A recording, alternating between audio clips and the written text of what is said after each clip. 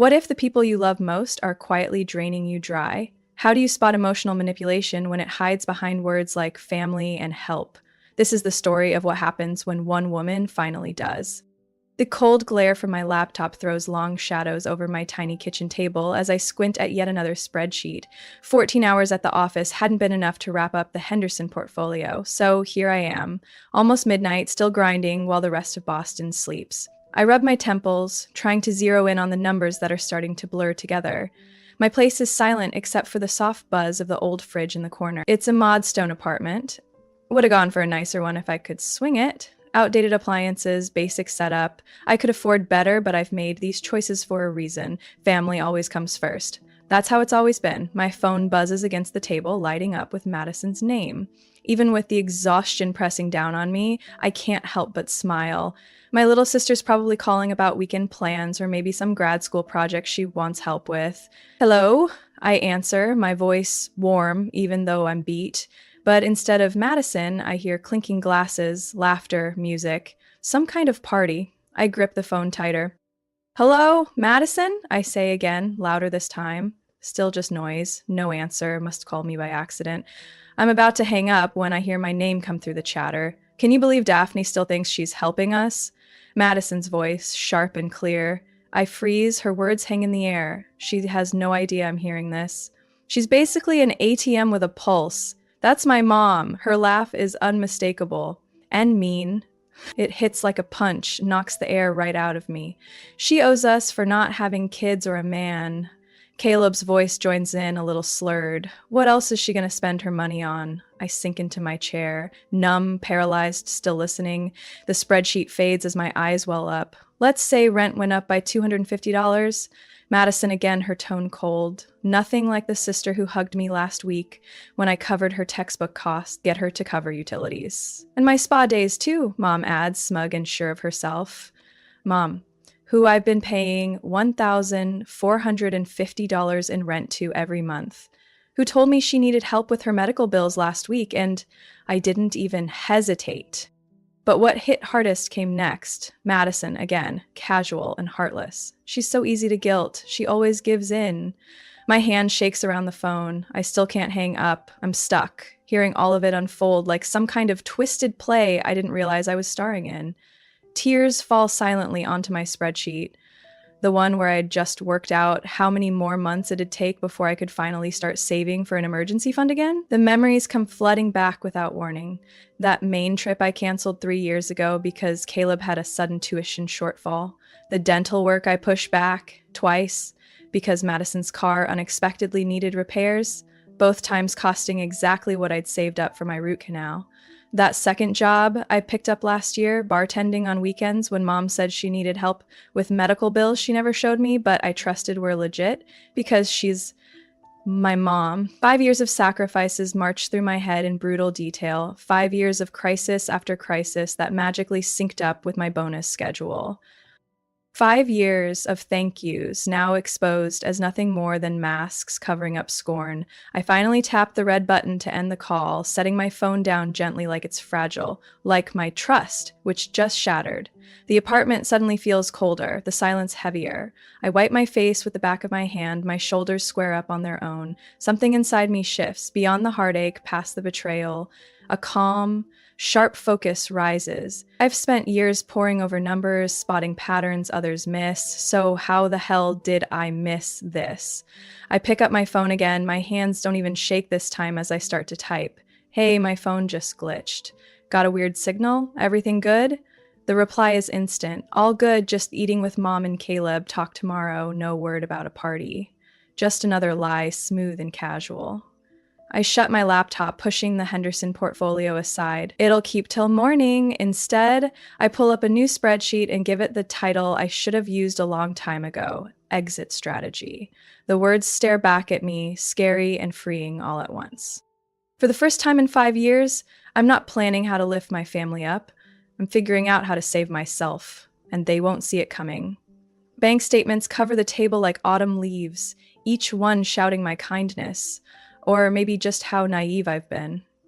I've spent the last 3 hours tracking every transaction, every dollar drained from me in the past 5 years. The totals glare at me, unforgiving. $87,000. Just in rent. My stomach turns as I drag a finger across the highlighted rows. That's not even counting emergencies, quick loans, birthday money, holiday gifts.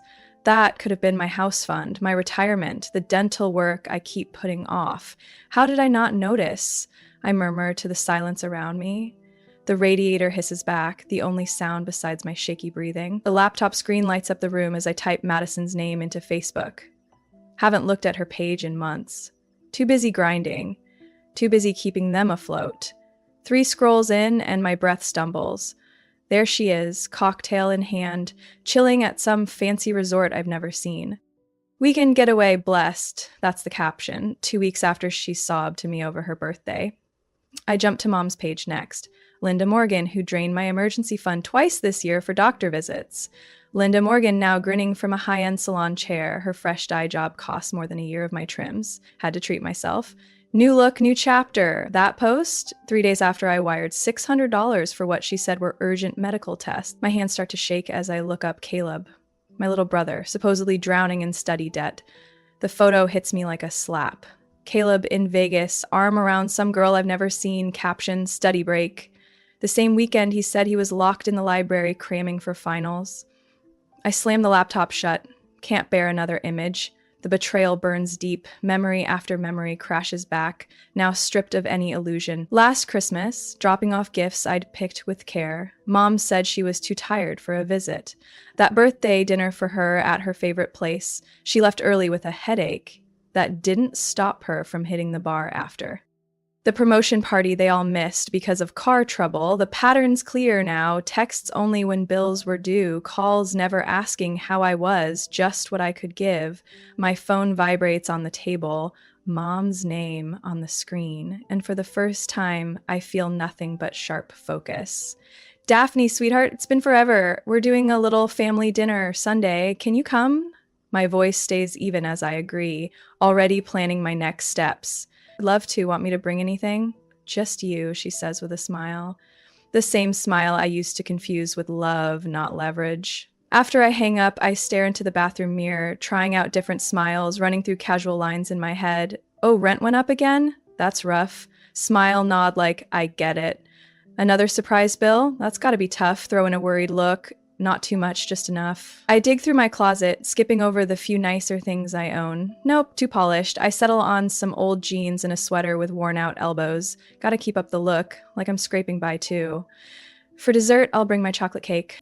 The one they rave about but never really value. I make it from scratch to save a few bucks, which is kind of the joke. I jot down the ingredients with a bitter smirk. I've been bankrolling them for years.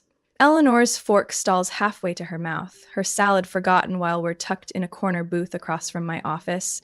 I've been covering their rent since Mom said she couldn't work full-time after her back injury. I throw up air quotes. It feels petty, but I need them. I've been crammed into a 1-bedroom so they could live in a 3-bedroom with a yard. Eleanor's face moves from surprise to fury. For me? Daphne, that's not okay. That's them using you. The word hits hard.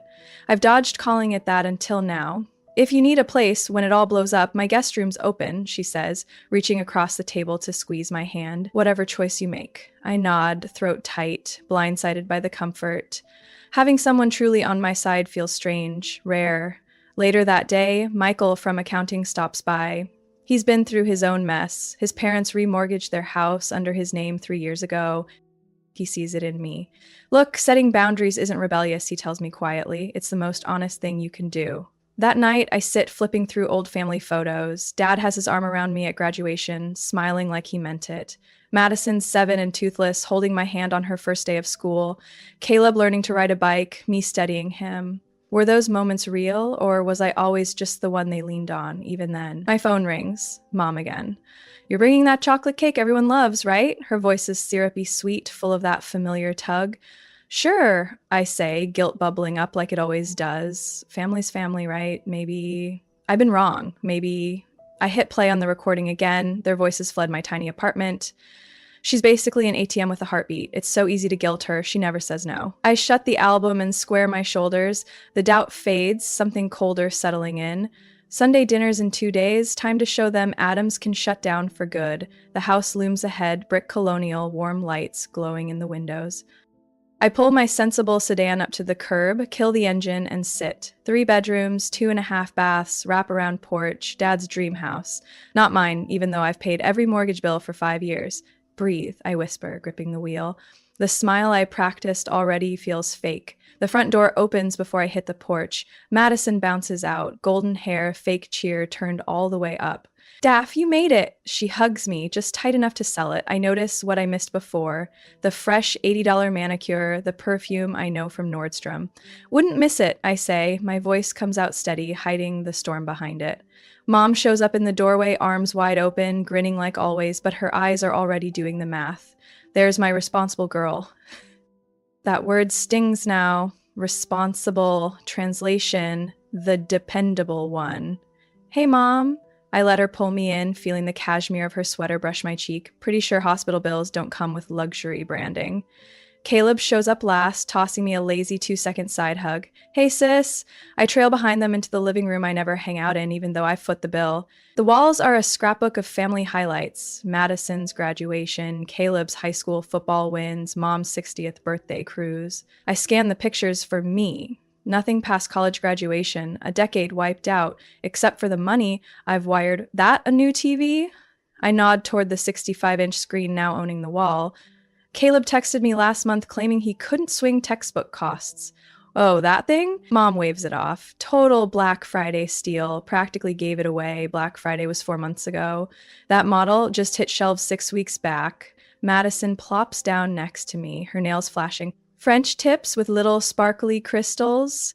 Same fingers that typed we're struggling financially just last week. How's work? She asks, not waiting for a reply.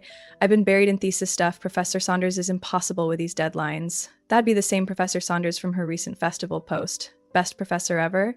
Work's good, I say, just slammed. Mom walks in with coffee and her signature lemon squares, the ones she knows I love. They're neatly arranged, bribes in sugar form. They always offer snacks before the ask. So, Mom says, 2 sips into her coffee, right on schedule. Her tone switches to urgent and soft. We've hit a little bump. I bite into a lemon square, stalling. 5 years of this act, and I still don't spot the setup fast enough. The pause, the worried eye contact, the looming crisis that only my bank account can fix. The landlord called. She sighs, gaze lowering. He's hiking the rent. Again, another $250 starting next month. Madison's eyes do their best, shocked expression. We're already stretched, Daff. I've picked up extra assistant hours, but it's not helping much. The same hours that didn't stop her Thursday margarita selfies by the pool for 4 weeks running. I'm really stressed about school, Caleb chimes in, right on beat. If I take more delivery gigs, my GPA's gonna tank. His Vegas poker winnings couldn't cover rent, but somehow bought those fresh designer sneakers on his feet.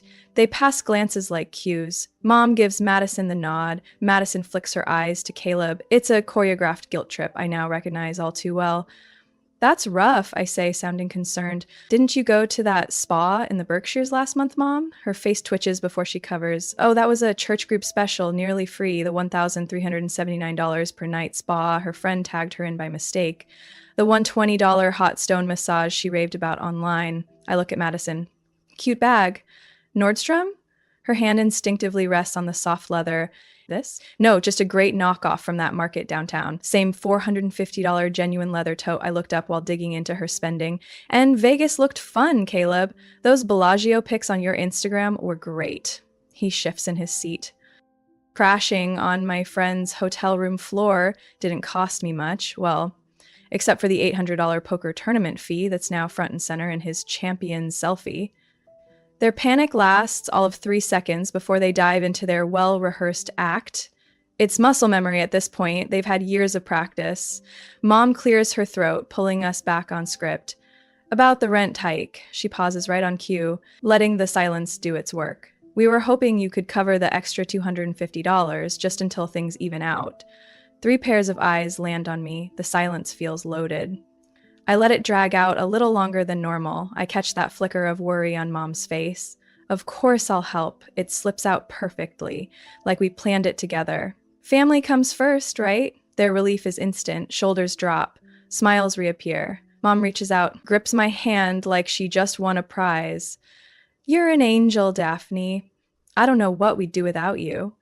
When they disappear into the kitchen to make dinner, I wander to the entry table and spot the mail pile. Right on top, an official notice from the landlord. Rent's going up by $50, not $250. I snap a photo on my phone. Bathroom, I call out, even though I know the layout like the back of my hand. Down the hall, honey, Mom calls from the kitchen. I duck into her room instead, quickly snapping a pic of the bank statement she left on the nightstand. Highlighted in yellow, spa charges. Her way of pretending they're business expenses for deductions she's not even eligible for. Back at the dining table, I casually set my phone down, voice memo running as Mom waltzes in with a roast that probably costs more than a week's worth of my groceries. To family, Mom says, lifting her glass. To family, we all echo. I smile, knowing we're almost at the curtain call. Revenge doesn't always need fireworks. Sometimes it's just collecting receipts until the truth is too loud to ignore. Even for yourself. My laptop clock reads 11:59 p.m. Rent's due in 1 minute. The payment screen stares back at me, $1,450 ready to disappear from my account again. The cursor hovers over submit, waiting for the reflex I've had for 5 years. But tonight feels different. I think about that voice memo, my phone humming with quiet power, and shut the laptop with a click that feels like a door swinging shut. I power my phone down completely and tuck it into my nightstand, sliding it beneath a book I never seem to have time to read. The silence in my apartment feels weird, unsettling even. For the first time in forever, they can't reach me. Madison texts first at 6:22 a.m. Hey, rent's due today. By lunchtime, Mom chimes in. Landlord called. Everything okay? By 3 p.m., Caleb jumps in. Mom's really freaking out about rent. Call her ASAP. By night, the panic sets in. Where's the money, Daphne? We're counting on you. And right before midnight hits again, if you don't pay, we're getting evicted. How could you do this to us? I watch the messages pile up on my reactivated phone, each one peeling back another layer of their act. The fake concern fades hour by hour, exposing the raw panic underneath. I start changing all my account passwords, setting up tighter security. I explain everything to the bank rep. Her name tag says Janice, and her eyes go a little wide as I list out everything I need. 2 hours later, I step out of there with brand new cards, fresh pins, updated online access, and the disturbing news that Madison had tried to get into my savings account last Christmas or something. The bank had flagged it, but never thought to notify me. That same afternoon, I start working through my to-do list. I unlink my credit card from our joint Netflix and Hulu. I call the power company just to find out I was never actually listed on my mom's utilities, even though I've been footing the bill for years. I scrub my Amazon payment info and reset the password. By night, I've set up a new email and ordered a new phone number. Clean slate. Each task feels like taking apart the prison I didn't realize I'd been stuck in. Do you really have to go this far? Eleanor asks while we're having coffee, and I pull up a spreadsheet that maps out every emergency that just so happened to line up with my bonuses. They've taken almost $90,000 from me. I say it out loud and it still doesn't feel real. What happens when they figure it out? She asks. They already did, I tell her, flipping my phone to show 37 missed calls. On the third day, I finally answer Madison. Where have you been? She yells, Rob panic, tearing off the usual sugar in her voice. We need the money right now. I'm at my tiny dining table, spreadsheets of their spending patterns spread out like a roadmap of how they've drained me. I've been thinking a lot about how our family operates, I say, and even I'm surprised by how steady my voice is. We don't have time for this. Madison's on the verge of freaking out. The landlord's about to kick us out. I'm changing how I help this family, I tell her. My words feel like a solid wall. Then I hear my mom jump in, voice sharp enough to cut. Daphne, what is this about? It's the same tone that used to make me back down every single time, but now it sounds empty.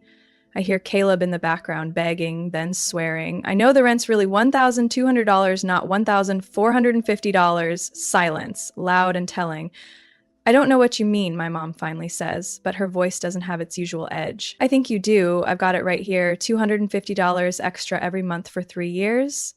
That's $9,000 in fake rent. I've been digging into a lot of stuff lately. You're just mixed up, she tries, but I can hear the crack in her voice. No, Mom, for once, everything is crystal clear. Don't take that tone with me, she starts, but it falls flat. I'll come by tomorrow at 6, I cut in. We can talk new terms then. You can't just... Madison tries to butt in. I can, and I am. I hang up before they get another word in. The feeling that settles over me is weird, part awful, part freeing. The burden I've been carrying hasn't vanished. It's just become something I can hold without falling apart.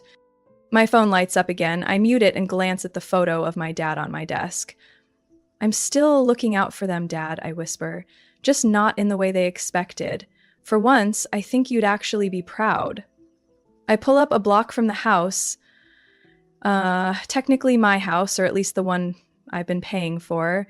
It's someone I barely recognize, back straight, chin high, eyes clear. No trace of the woman who used to hunch over spreadsheets trying to keep a family afloat that treated her like a walking cash machine. The manila folder in the passenger seat holds every bit of proof I've gathered: bank records, screenshots from Instagram and Facebook, text threads they never imagined I'd come across, a calculator with the final tally, $87,452. That's how much of my life they treated like loose change. You've got this, I murmur, the words just barely hanging in the silence of my parked car. That walk to their door feels like crossing a line between who I was and whoever I'm about to become. Through the window, I catch a glimpse. Linda pacing with wild hair, Madison's mascara a mess, and Caleb frozen somewhere between pissed and panicked. I don't knock, my key still turns. Not that I'll be needing it after today. They whip their heads toward me the second I walk in. The eviction notices are front and center on the coffee table, bold red print screaming from across the room. The whole house reeks of burnt coffee and last chances. How could you do this to your own mother? Linda jumps in, her voice cracking like she's rehearsed this role. She's wearing that cashmere sweater I gave her for Christmas, the same year she claimed she couldn't pay her heating bill. Madison's tears come on cue. Daphne, please, we'll have nowhere to go. Caleb's posted up by the wall, arms crossed like he's ready to square up. Real sweet, real family of you. I set my purse on the table by the door. Walk in. Even my steps sound different, intentional, like someone who's finally done playing dumb. I want you to hear something, I tell them. My voice sounds sharper than it has in years. Before they can say a word, I put my phone on the coffee table and hit play. Laughter and glass clinks echo through the room. Then Madison's voice, crystal clear. Can you believe Daphne still thinks she's helping us? Their faces drain as the recording goes on. Linda's laugh, mean and hollow. She's basically an ATM with a pulse.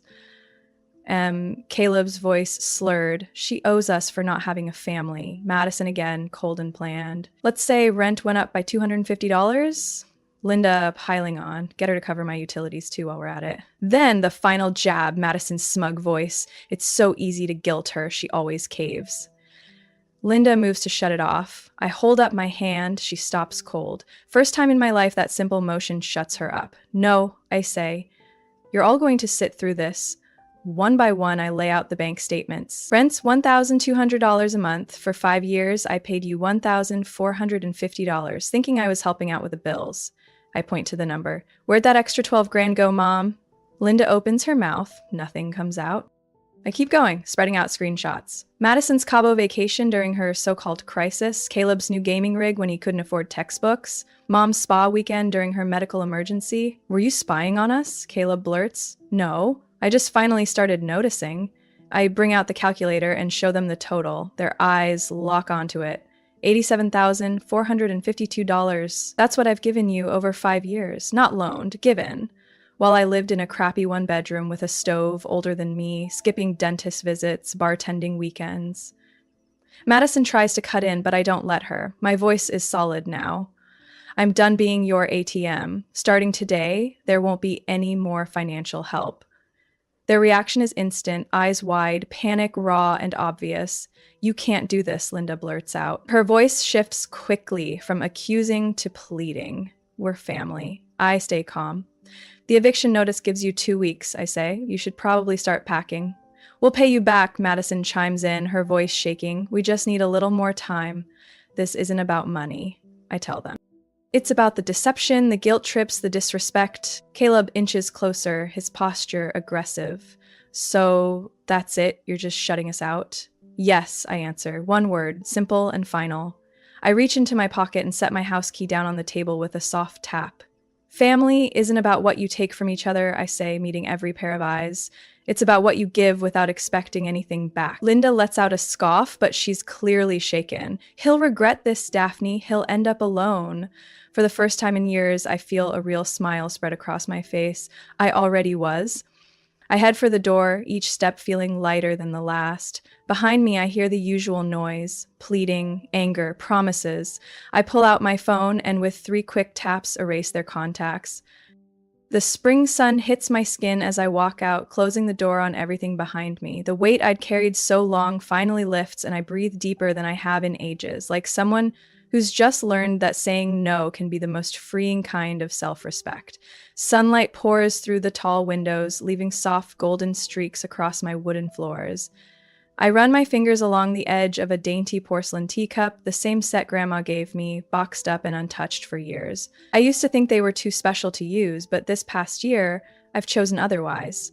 You sure you don't want help with anything? Eleanor calls out from the couch, arranging tulips in a vase. They're the same sunny yellow as those throw pillows I treated myself to last month. You're good, I reply, pulling a tray of appetizers from the oven. You've done more than enough. Laughter fills my place as Michael walks in, waving a wine bottle, animatedly sharing another win in court. His deep voice fills the room that once echoed with nothing but the buzz of spreadsheets. A year ago, this dining table was buried under bills and guilt.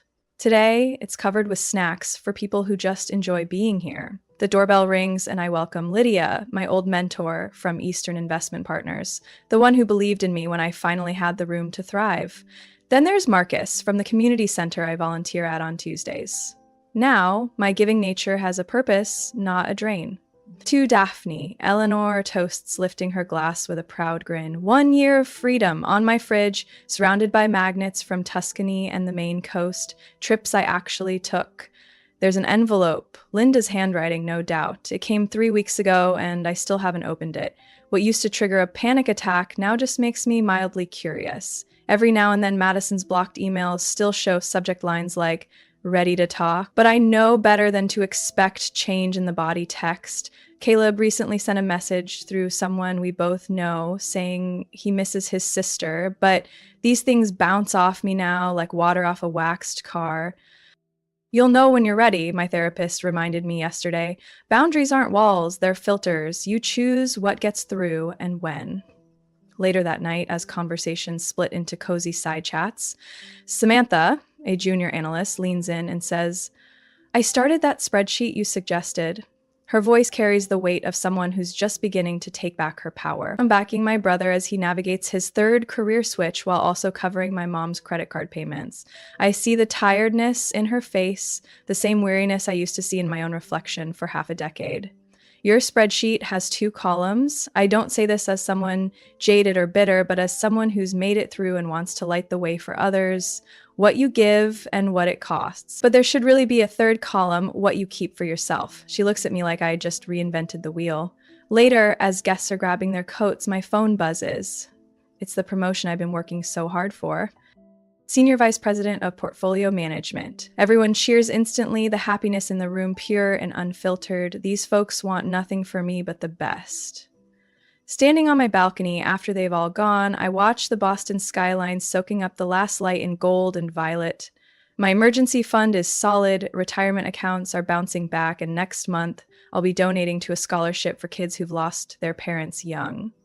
I open my journal, fingertips brushing the leather cover that's grown soft from countless nights of reflection. Today makes 1 year of freedom. I choose to give, not to be taken from. The horizon stretches wide like a story yet to be told. Somewhere out there, my blood family carries on without my financial help.